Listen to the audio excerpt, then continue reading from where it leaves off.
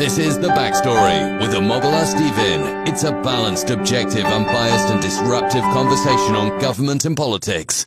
We shine more light on what has not worked and what would make it work. And now, to the finest personable and engaging host extraordinaire, Omobola Stephen. Tune in. And what will make it work. On today's show, I have Richard Villasana on the show, who is the leading international authority on immigration issues and foster families. He's also the founder of the nonprofit Forever Homes for Foster Kids. Welcome with me on the Backstory with Omobola Stephen, Richard Villasana. Very happy to be here. Very happy to have you on the show, Richard. Now, I'm looking forward to your worthwhile time with you on the show. Now, we'll be talking about the foster kids who are left at the Mexico-U.S. border and what the U.S. government is doing in this regard.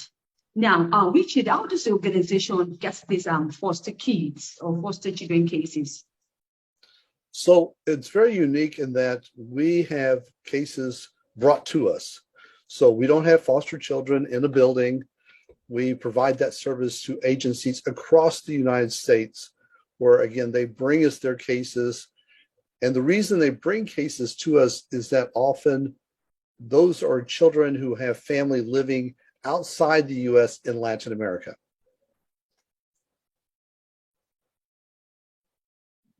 All right.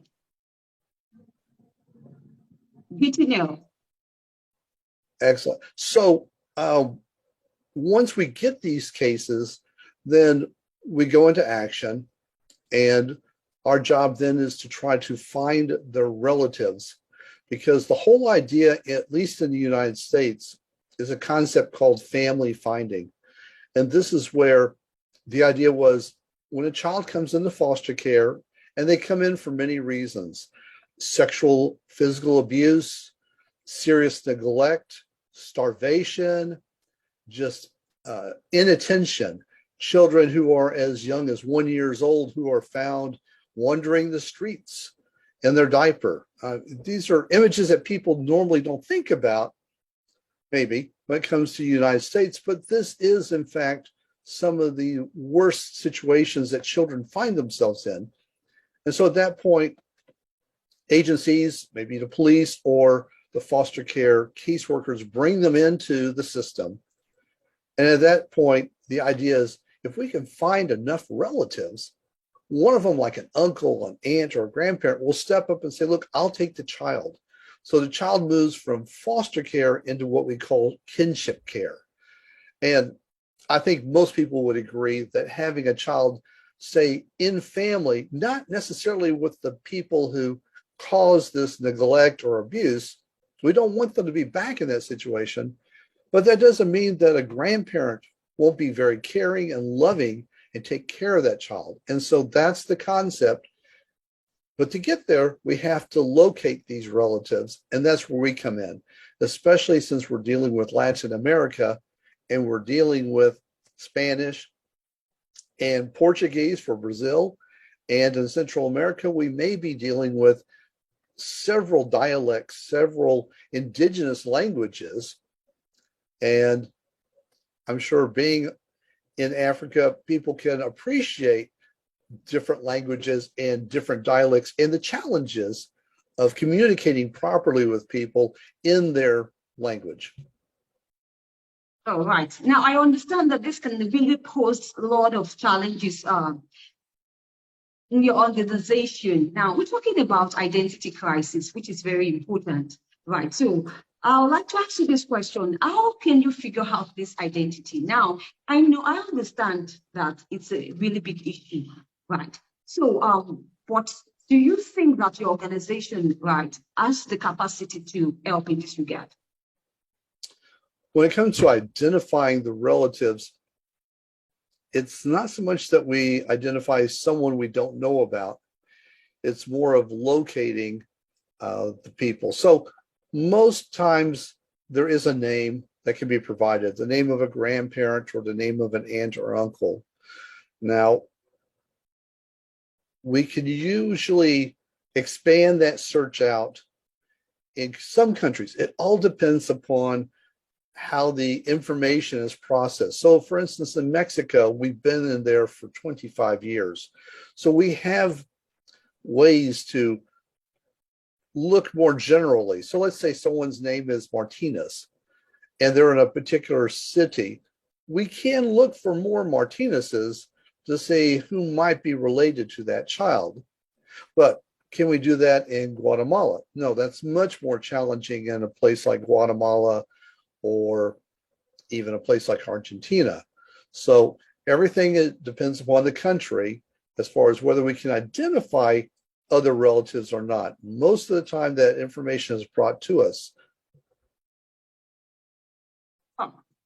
Now, that's the work to do now. So I'd like us to talk about foster care in the U.S. Now, there's been a failing reunification efforts. So what are the key areas that you think they need to focus on? Well, the big effort that needs to happen in the United States when it comes to foster care is this idea of family finding. It's a very critical activity, and it certainly makes sense. If you can find relatives, those relatives will often take in the child. Okay, sounds simple. The problem is there is not a university in the United States that is teaching family finding. So we have all of these very enthusiastic students going through a social worker bachelor's program or a master's program, and they are never hearing about family finding. So they're coming into agencies with no knowledge of how this activity works. They have no expertise. And what we're finding out now, unfortunately, is that throughout the United States, because of lack of funding, these caseworkers, when they show up for the job, they're not getting any training. Or if they are getting training, I'll give you for instance, in Texas, there's a judge who is overseeing their system because it's been so bad. Children are being abused at such high levels that a judge has taken over. And this judge has commented that they are finding caseworkers who are getting an hour's training, and then they're being let loose to take care of cases and kids. And again, I mention this because people may have the idea that these are experts, that these are people who have gone through 4 years, 5, 6 years of college. They have all this experience and knowledge. And the truth is they don't. And they don't know anything about family finding. They don't know how to locate a relative. And so sometimes they don't. And so that means the child is going to stay in that system for years. And that's a terrible outcome. Government is a terrible replacement for a parent.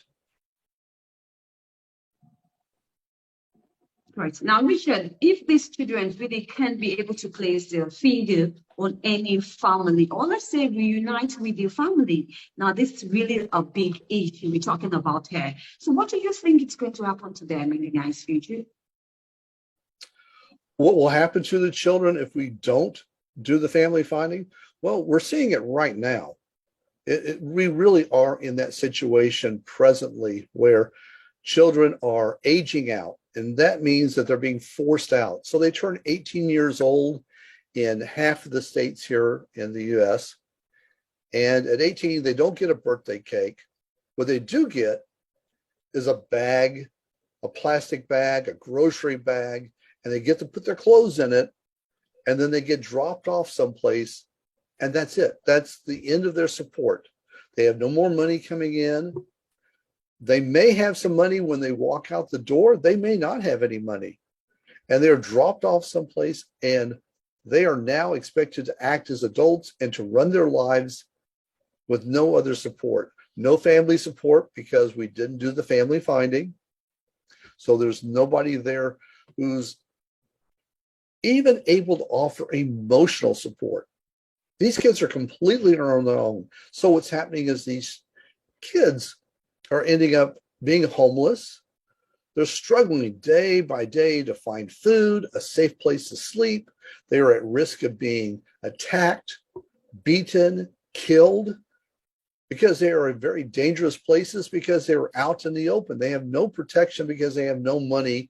They have nothing set up for them. And this is happening to thousands and thousands of children every year in the United States. Oh, great. Great. Now,